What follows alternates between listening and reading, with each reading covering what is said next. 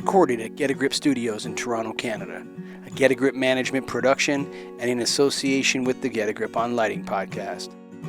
Financially supported by the good folks at the National Association of Innovative Lighting Distributors, this is Restoring Darkness podcast. This episode of Restoring Darkness is brought to you by Evluma. If you're serious about contributing to the reduction of light pollution, go to evluma.com, hover over products, and click on Dark Sky Friendly Lighting. Both the OmniMax and AreaMax lights are International Dark Sky Association certified. The warmer color temperatures of the OmniMax reduce the more easily scattered blue wavelengths, which contribute to glare and sky glow. With AreaMax lights, you get full cutoff, which also means no uplight and a significantly reduced contribution to sky glow. And all of Evluma's outdoor lighting product lines come with dimmable drivers for even more control. If your customer is looking for dark sky-friendly fixtures with energy savings while still meeting the demands of decorative lighting, look no further than Evluma.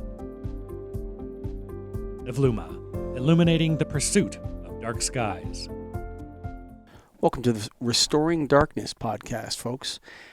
Just to let you know that Restoring Darkness is interviewing for co-hosts of the show. So if you're interested, email info@nailed.org. That's info@naild.org. On today's show, we have Rémi Boucher. He's a scientific coordinator of Mont-Megantic International Dark Sky Reserve. He's also one of the park wardens at Mont-Megantic National Park. Scientific coordinator for Mont-Megantic, Rémi Boucher has been passionate about the starry sky and the night experience for many years. With a degree in molecular biology, his many years working under the stars for the park allowed him to acquire a great expertise in light pollution and the reduction of its negative effects. In addition to giving numerous lectures and training on the subject, he continues to educate the public that visits the park, and received the Dark Sky Defender Award from the International Dark Sky Association in 2015. Rémi was part of the committee designing the national standard against light pollution in the province of Quebec, and he is currently leading the efforts in monitoring of light pollution and reducing light pollution in other national parks in Quebec. Rémi, welcome to the show. Hi, thank you. Thank you for having me. What is it, do you find that people are encountering the consequences and the idea of light pollution when you first meet them? Or are people already coming to you primed? I think both. I think for a lot of people, of course, since I work in astronomy at the Mont-Megantic, and often people will come and reach to us about some problems. Especially when I was doing more work at the education part of the national park, and where I was teaching about light pollution. It's like, in the early 2000s, the people were looking at us a bit strangely, talking about night pollution and light pollution and all this. But I've seen the awareness growing year after year. And nowadays, I think most people do understand what we're talking about. Yeah. Do you think that the people that are already sort of primed, or the astronomer crowd, or people that are understand the issue, do they believe that light pollution is actually pollution, or are they still considering it like a metaphor? That's a good question. I'm not sure. I think it should be recognized as pollution. We do have the good part that it's a pollution that we can reduce its impact, and it shows very rapidly. I mean, it goes at the speed of light. So this is really an advantage for us compared to other kind of pollution. But I think there's maybe not the ones that are prime, but the one that are not. I think a lot of people still don't realize all the impacts. They think about astronomy, of course, so they can understand that you're missing some stars or maybe galaxies and deep sky objects. I think it needs to be pretty strong so that people can realize what they're losing. I would consider you an environmentalist. So like if I wouldn't consider myself that because I don't practice in the field. I'm a podcaster in that, and I own a lighting company. But um, do the does the plastics in the ocean and the global warming crowd? Do you think they specifically it would be helpful if we began educating them that light pollution is not a metaphor? Yeah, yeah. And I heard that on one of your previous episodes. Yeah, I think it needs to be put into the grand scheme of the environment protection. I think the night environment needs to be thought about. And I especially liked the what they did for the national parks in the United States when they came with this great phrase that half the park is after dark. I mean, we're so used Yes. to sleep at night and to not experience night. Most of us live in cities, and so we don't have the true experience of night. And it's harder for people to understand that they need to protect this. I often come back to a quote from Stephen Jay Gould, environmentalist, and who told, "We cannot win this battle to save species and environments without forging an emotional bond between ourselves and nature as well. For we will not fight to save what we do not love." So this, for Hmm. me, yeah, it resonates very strongly, and it shows that we need to care about those things to save them. Yeah. So, would you agree though that largely most environmentalists have not taken this as a serious environmental issue, or that they're just unaware of it? Would you agree that that's true? Is that a true statement? I think most of them might not be aware yet. But seeing like just the science community that are doing research on light pollution, I've seen it grow year after year in conferences like the Artificial Light at Night Mm. conference. It really grew, and now a lot of the movement is people in the environment. So yeah, and you basically you take a species, a living species, you look if there's an impact with artificial light, and well, basically most of the time you find something. So Hmm. I think we're just on the beginning of this. So yeah, some of us that are working on this for many years, we might have we might see it as maybe they don't realize fast enough, but I think it's growing. Yeah. The lighting industry has in the past, I think it's beginning to embrace this more and more, similar to the environmental movement, that we're starting to see industry alignment and coalescence around the issue. What I want to ask you, as a practitioner, so you're an environmentalist, but you're also in the field, you're also making decisions. Do hmm we have all the technology we need as as an industry to solve this problem in all applications? Well, I think we do have a great set of tools. I mean, we don't know what the future is gonna bring us. And it changed a lot in the last like 12, 15 years. We've seen it with LEDs, but so LED came with some problems with the white lights and the blue rich light, but it also came with solutions. We have more controls to where to direct the light, so this is good. We have better efficiency, which we need to be careful about, so not to use it to overlit areas and to do it cheaply. So yeah, I think new technology can bring things, but I think we already do have a lot of tools in our tool bag to yeah, mitigate light pollution, to light efficiently and at the right place at the right time. For me, light pollution is not, because some people will see light pollution as like as soon as you bring artificial light into the natural environment, it is light pollution. So, which is true. I mean, it's not natural, and it can has its adverse effect. But I think as humans, we do need some artificial light. We can. I mean, the moon is not always there. We are active at night. Some of us work at night, and we need more lights because there might be working at a warehouse or anything, and we do need some amount of light for some security. But yeah, I think we do have measures to use the light on the right way, and so it's when it's just too much light in the night environment, and when it's not well controlled, when it should be controlled. I think this is when we can talk about light pollution. So there's often a lot of discussion from the lighting industry angle about the advance and increases in effectiveness and technology and wireless remote lighting controls. Mm-hmm. And there's a big debate about how to then apply this technology into the built environment.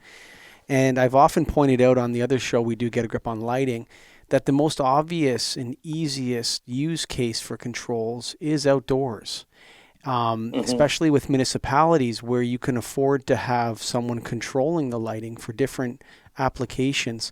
How have you guys at Mont-Megantic employed controls, and have you used any Bluetooth or anything to monitor and dim and perhaps aux sensors or changing, lowering Kelvin temperatures, or have you employed that technology in your practice so far? Yeah, good question. I think controls are part of the solution. I think that for now, and from what I've seen and what we've gathered as information, well, we don't use them like for public streetlights.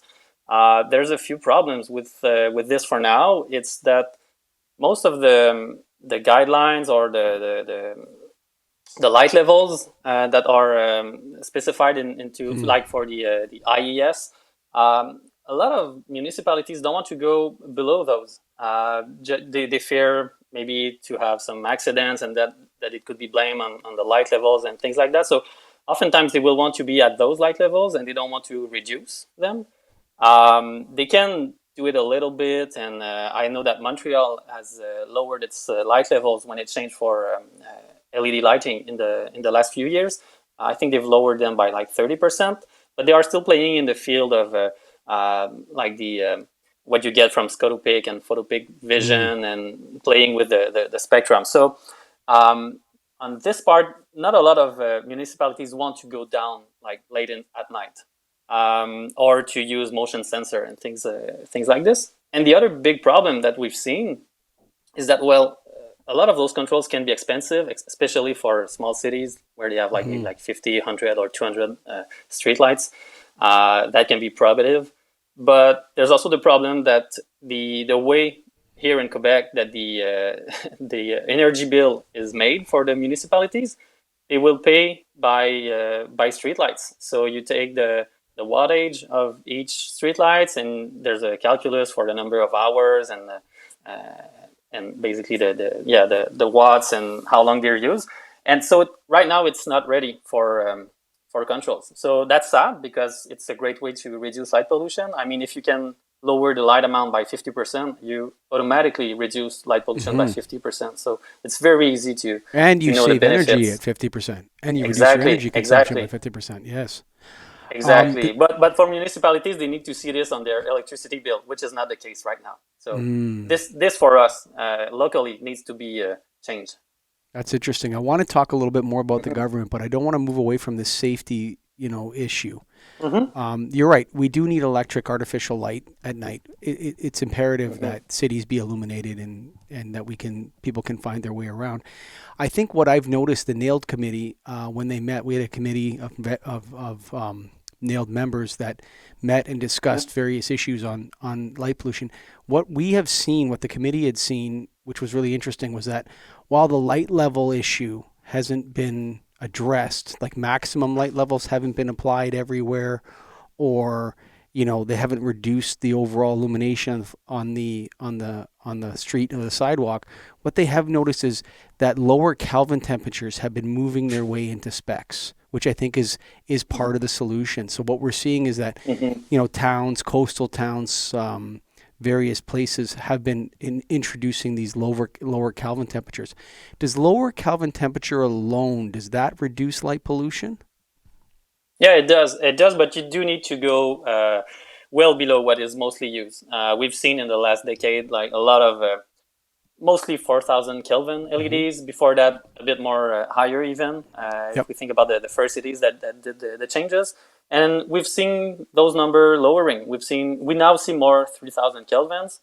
And ourselves at Mont-Megantic, we are working very hard on this. And you have to have like kind of the historical perspective that we have. We were the first international dark sky reserve certified by IDA. So we've been certified since 2007. And at that time, what we did is change a lot of white lights, which were metal halide, most of them, and sodium lights, but with Cobra heads with big lenses underneath. And we changed them to full cutoff HPS, so high pressure sodium, to reduce the amount of blue light. And so when the LED came on the market and was really flooding the market with 4,000 kelvins and 5,000 kelvins, we saw that as a big threat. And what we found, and this is by partnering with the industry, with manufacturers, they came up with the PC amber LED, which is phosphor converted amber LED. So they have a CCT, a color temperature of about 1800 kelvins. Wow. So that's pretty low. It does look very similar to high pressure sodium. It does have a better color rendering index than what we call true amber, what is used for. The visual acuity of low Kelvin temperature LEDs is higher than it would be on HPS or LPS systems. Exactly. Yes. Yeah. Yeah. So so that's a big plus. And yeah, go ahead. No, you go ahead. No, carry on.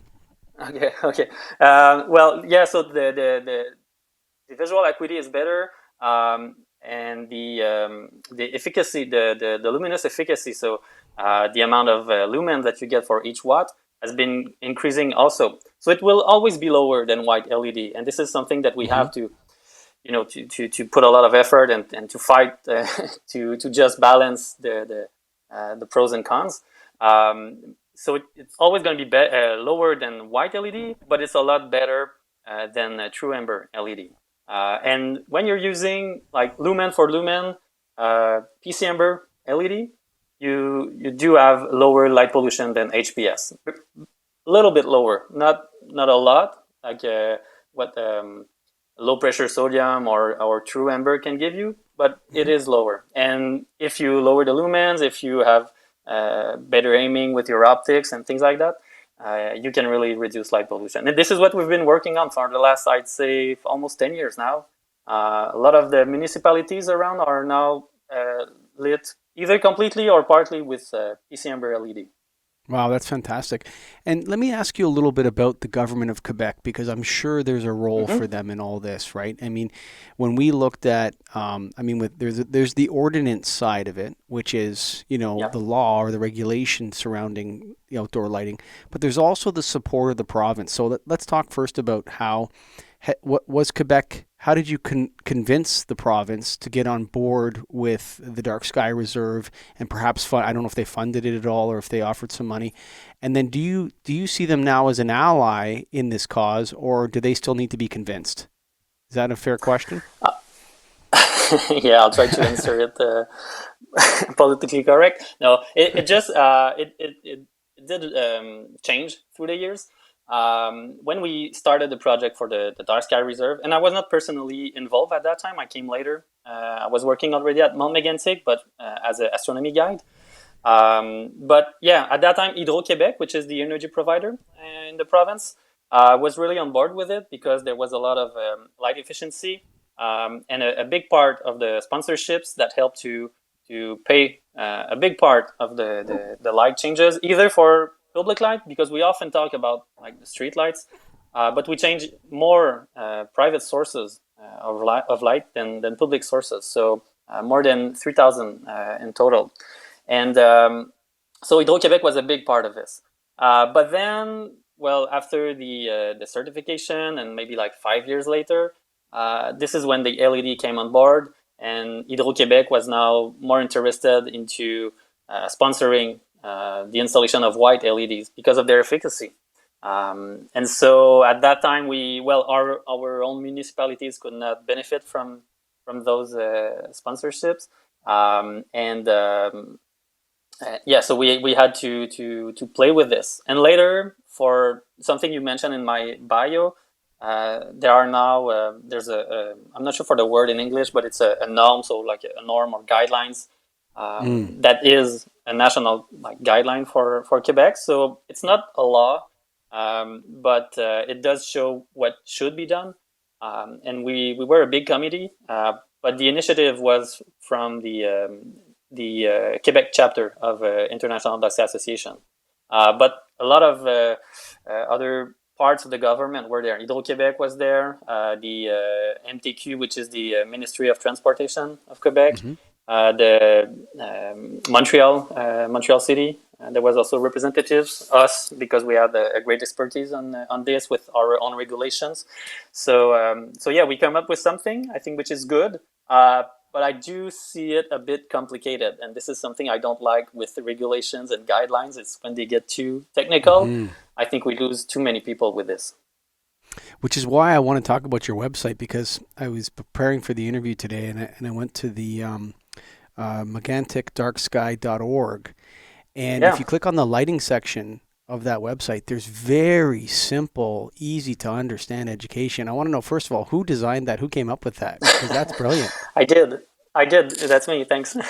Oh, no, I just love it, because we're actually embarking, our association Nailed, on a dark sky educational program.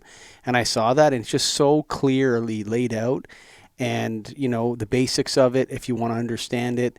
And so if anyone's listening to this, if you want a 5-minute tutorial on how to do a dark sky, you know, what kind of fixtures and that, you can just go to meganticdarksky.org. Let me ask you about the citizens around the park, the municipalities. That's advocacy work, is what, you know, we would call it from the Nailed perspective. When did the advocacy towards the actual citizens living in the region start, and then how was the uptake? Was it slow, fast? Are they all on board now? What's the feeling from the citizens in the area? Yeah, well, we this is also part of when I was not working for the Dark Sky Reserve, so I do know a little bit how it went, but I don't have like the precise details. But the project started in 2003, and yeah, one of the first part of this, and we devised the project in like 3 main axes, is the awareness, raising awareness throughout the population, but also the elected officials, the municipalities. And it went pretty well. We really had someone working on the project, which is Chloé Legris. She was I'd say one of the 2 main architects of the project, with Pierre Goulet, which was the National Parks Director at the time. And they really worked very hard. They went to every city council for like the 34, 35 municipalities. The biggest one being Sherbrooke, which is a 200,000 citizen city. And so a lot of work with this. And Chloe was very charismatic. I think she brought like good arguments, showing that it's a win-win situation for everyone.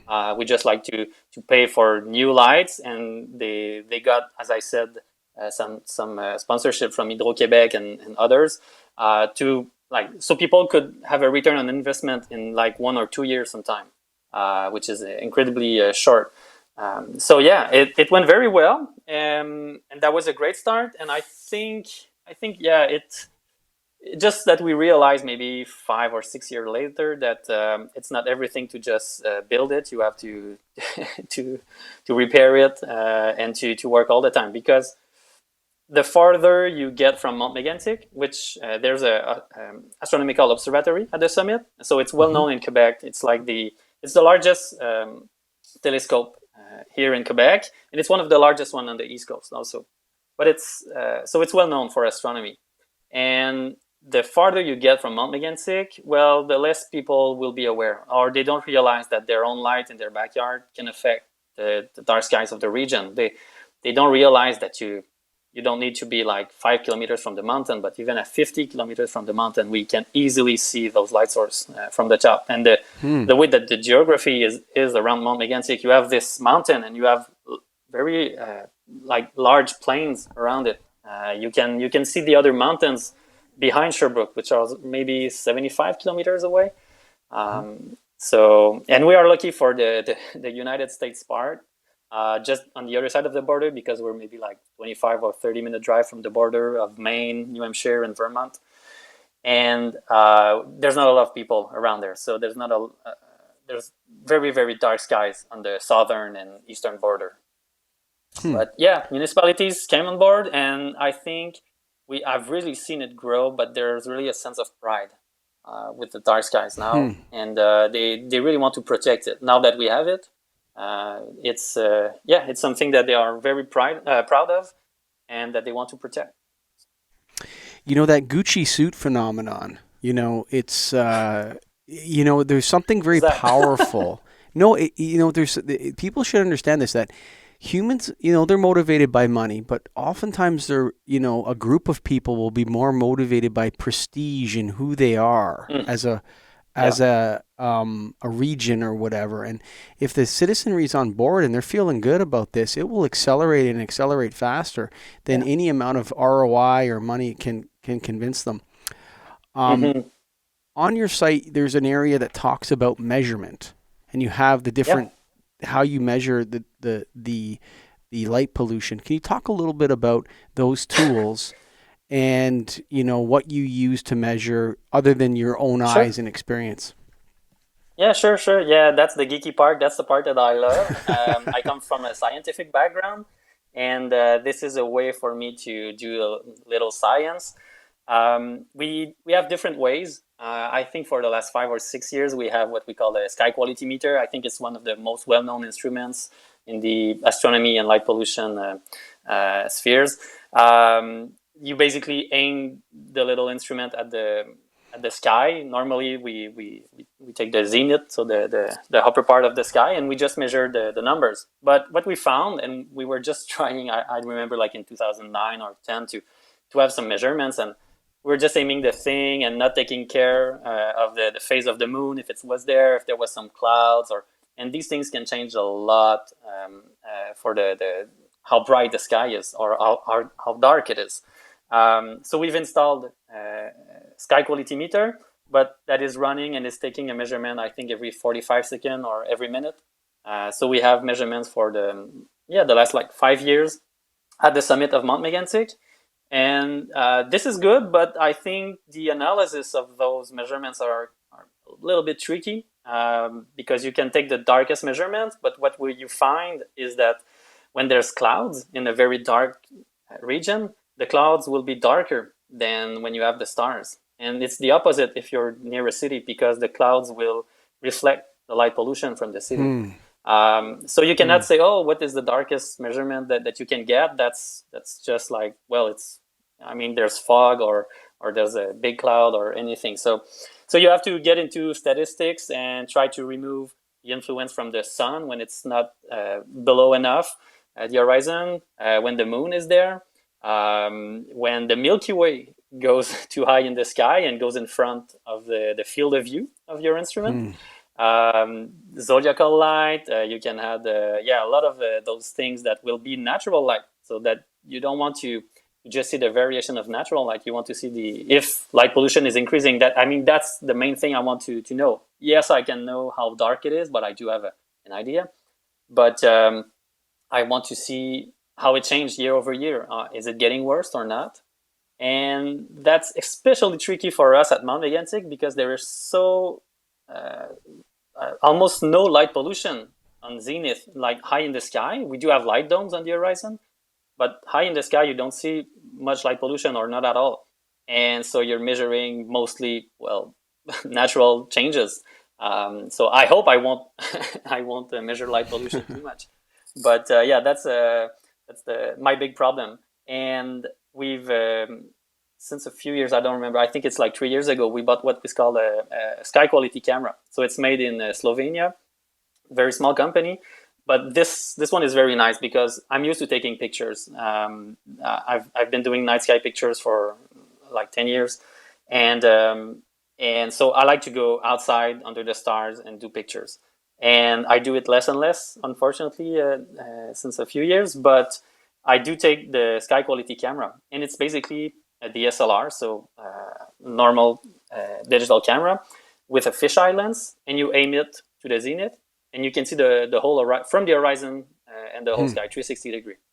And with the software that comes with the camera, you get this very easy to understand scale with colors, and you can point different part of the skies, extract some measurements, and so you can go on many places. I've taken measurements from the summit of Mont-Megantic to Montreal at the center of Montreal, Hmm. in Sherbrooke, see the effects when there's clouds, when there's snow on the ground, and all those things. So I really, really like this instrument, the sky quality camera. And right now, what I'm working on is installing what we call TESS photometers, TESS. They are very similar to sky quality meters, but they are working autonomously. So you install them, you need to have Wi-Fi, and you need to have a power supply, and they send their data automatically. So one measurement every minute. It's very nice. Everybody can access those measurements because it's open access on the internet. So I can see what is measured in Namibia or New Zealand or in Spain, where there's a lot, because it started there with the Stars for All program. And I'm installing those into national parks here in Quebec. So we have around 25 national parks in Quebec, and we want to have light pollution monitoring across all the national parks. So this is a big project I'm working on right now. The test meter and the sky quality camera, how much training is involved in using these devices? Is it someone that needs to be professional, or could, people in the industry be trained to use these? I think anybody could be trained to use them, but you do have to, like any scientific instruments, you have to understand, I think, a little bit what can affect the data. It's just like a lux meter. It seems very easy in principle to use a lux meter. You can take the measurements, anywhere in a parking lot, but you have to realize if you're wearing a white shirt that it can affect the measurement if you're too close, because so even a simple instruments, you have to understand like how it can change the measurements, and also you have to understand what it can reveal you, because the sky quality camera is made to see the sky glow, and or the test photometer.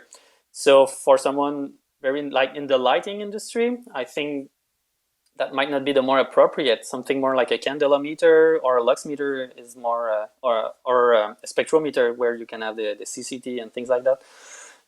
This is, I think, more appropriate for someone in the lighting industry. But for someone more on the conservation, the environmentalists, I think SQMs, tests, and the sky quality camera you can learn. I did it by myself for the sky quality camera, but I was offered a training. I was too excited to start shooting and experimenting with the program. But I'm supposed to have a training someday. So my final question for you then, for today, we spoke for half an hour now almost, would be, is it improving? So all this measuring, I know you said it's tough. It's tough to really, it's a statistical adventure, right? But are you noticing an improvement in and around the park? Good question. We were really lacking measurements, and this is why I spent so much time in the last years to try to improve what we were doing. But we were lacking measurements when we did the Dark Sky Reserve, when we created it. So it would have been nice to have before and after and see like the effect. There was some paper made in particular by Martin Aubé, which is one of the well-known scientists in the light pollution field. Is working here in Sherbrooke, and with satellite data, they could approximate maybe like a 30 or 35% reduction in light pollution in the area. And and this is from satellite data. I think honestly it might have been even bigger than this. And what we've luckily been able to do is in 2007, someone from the National Park Service of the United States, which do have a great camera system to take all sky measurements, they took a measurement beside the Mont-Megantic Observatory. And so they could quantify the amount of artificial light. You could see the light domes. And we were fortunate enough that 5 years later, 10 years later, so in 2017, someone else, part of their team, working at the Colorado University, came again to Mont-Megantic, and it was almost day for day. It was around September 20th, almost the same hour of the night, and with very similar weather conditions. So very clear conditions, very good. And they did measurements again. And what we could see is a slight decrease in light pollution. That might just be a difference in the weather, but what we could at least say is that it was incredibly similar to what we had 10 years before.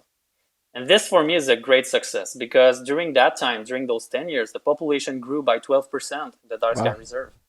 So you have Wow. this increase in population. We know that it's so much easier to put new light than to remove lights. It's quite more rare that we take out lights. We normally put more of them. And so, yeah, to keep this dark skies that we have, this is that was great for us. And we hope we can do this again. I hope that my own measurement will be able to say that light pollution is at least not increasing. But yeah, maybe in a few years we'll invite someone from the National Park Service of the United States to come back. So they're great guys, and so I hope to see them again. Well, thank you for being a guest on the Restoring Darkness podcast, Rémi. And if you want to check out Rémi's Twitter profile, it's at Rémi Boucher. That's REMIBOUCHER. And his personal photography website is remiboucherphoto.com. And of course, meganticdarksky.org. Thanks, folks, for listening. And again, if you're interested in being a co-host to this program or a host, you can apply at info@nail.org. Thank you for listening. Bye for now. Look no further for dark sky-friendly products than Evluma. Since its first product launch, Evluma has carried one or more International Dark Sky Association certified models. If your customer cares about light pollution, suggest the OmniMax with shielding or the AreaMax with full cutoff to reduce uplight and glare. Evluma, illuminating the pursuit of darkness.